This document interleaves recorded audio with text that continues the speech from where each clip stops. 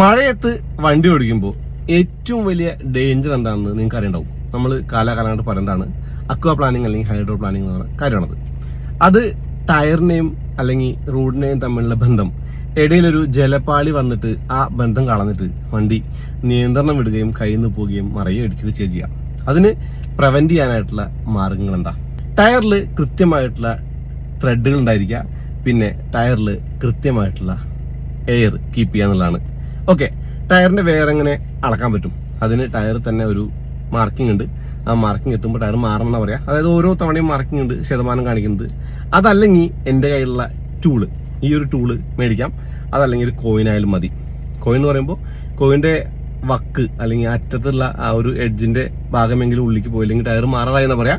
ടൂളാണെങ്കിൽ 1.6 millimetre താഴെ thread ഉള്ളെങ്കിൽ, അല്ലെങ്കിൽ 1.6 മില്ലിമീറ്റർ താഴെ ത്രെഡ് ഉള്ളൂ എങ്കിൽ അത് ഡേഞ്ചർ ആണ് എന്നുള്ളതാണ്. 4 ടയറുകളും ഒപ്റ്റിമം ത്രെഡ് വേണം, ബാലൻസിങ് കൃത്യമായിരിക്കണം, എയർ കൃത്യമായിരിക്കണം.